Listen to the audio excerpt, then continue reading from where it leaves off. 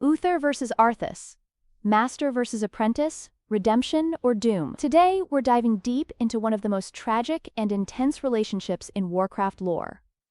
Uther the Lightbringer and Arthas Menethil. Grab your health potions and mana scrolls, cause this is gonna be a wild ride. So have you ever wondered what happens when a noble mentor and his promising apprentice end up on opposite sides of a war? Well, that's exactly the story of Uther and Arthas, a tale of honor, betrayal, and the question, was Arthas always destined for doom, or could he have been saved? Let's get into it. The foundations of honor, Uther the Lightbringer.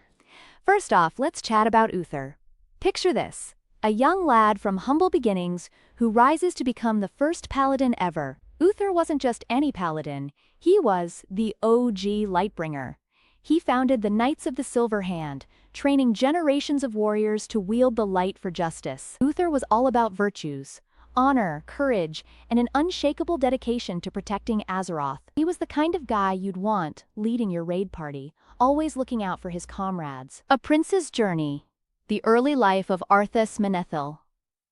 Born as the heir to the throne of Lordaeron, Arthas had big shoes to fill. As a young prince, he was charismatic, determined, and had a strong sense of justice. He trained under Uther himself, aspiring to be a noble paladin and protector of his people. Arthas wasn't just all duty, though. He had close relationships with Jaina Proudmoore, a powerful sorceress, and Muradin Bronzebeard, a dwarven warrior. These friendships played a huge role in shaping who he was, mentorship and brotherhood. The bond between Uther and Arthas was more than just teacher and student. They were like family. Uther saw potential in Arthas and aimed to instill in him the values of justice and mercy. They went on missions together, fought side by side, and shared many victories. Remember that time when they defended Stronbrad from orc raiders? That was a classic example of their teamwork and mutual respect. The shadow looms, the onset of the scourge. But then, things started to get dark. A mysterious plague was spreading across Lordaeron, turning innocent people into undead monsters. Uther and Arthas were tasked with investigating this terrifying threat. As they delved deeper, they realized the plague wasn't just a disease. It was a weapon. The cunning dreadlord Mal'Ganis was orchestrating the chaos. Tensions rose as cities fell, and the weight of their mission began to strain their relationship. The Stratholme Dilemma.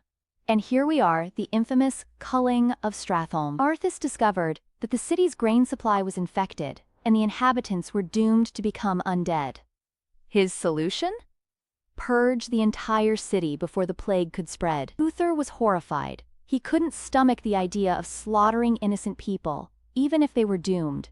He outright refused to follow Arthas's orders. In a shocking move, Arthas disbanded Uther and the Knights of the Silver Hand on the spot.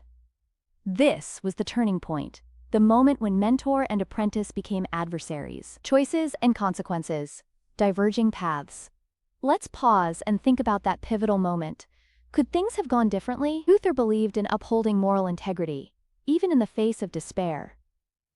Arthas, consumed by his need to save his people at any cost, made a choice that would haunt him forever. This clash wasn't just about strategy. It was about ideology. Uther held on to hope and faith, while Arthas began to embrace a darker path, believing that drastic measures were necessary. The Frozen North. Arthas' descent into darkness. Determined to end Mal'Ganis, Arthas chased him all the way to Northrend. There, things went from bad to worse. Arthas stumbled upon Frostmourne, a cursed runeblade that promised the power to defeat his enemy. Despite warnings, Arthas took up Frostmourne, sacrificing his soul in the process. From that moment, he wasn't the same. The noble prince was gone, replaced by a being consumed by darkness. A Death Knight serving the very evil he sought to destroy. A kingdom's fall. Return to Lordaeron. Arthas returned home, but not for a joyful reunion. In a chilling turn of events, he assassinated his own father, King Tyrannus. Uther was devastated. Not only had he lost his dear student, but his king and kingdom were crumbling.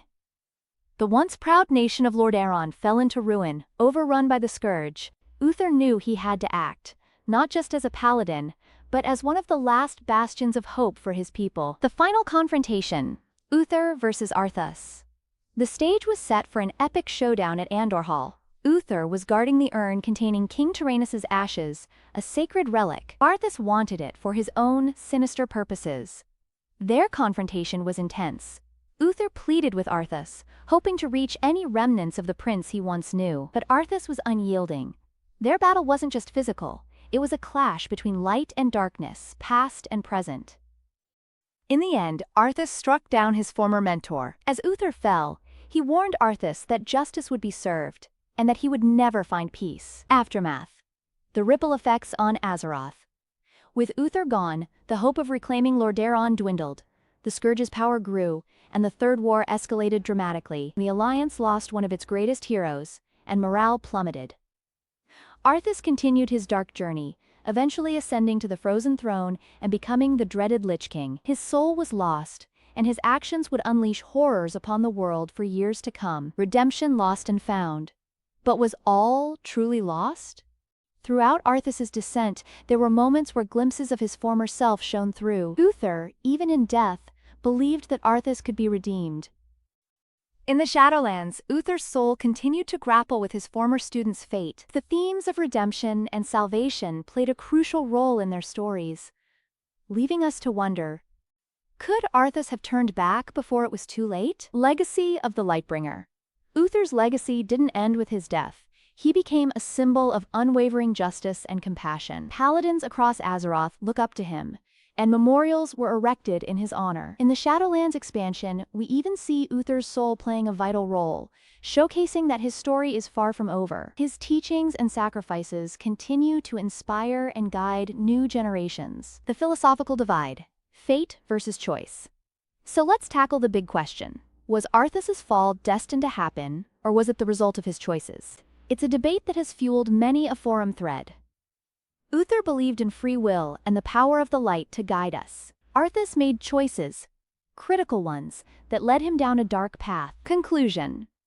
From mentor and apprentice to mortal enemies, the story of Uther and Arthas is a stark reminder of how fragile the line is between heroism and villainy. Could Arthas have been redeemed?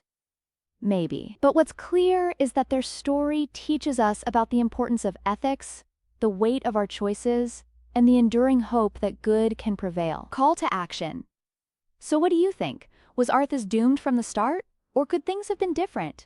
Drop your thoughts in the comments below. If you enjoyed this deep dive, hit that like button, smash that subscribe, and ring the notification bell so you don't miss any future lore explorations. Stay tuned for more epic tales from the Warcraft universe. And until next time, safe travels on your quests.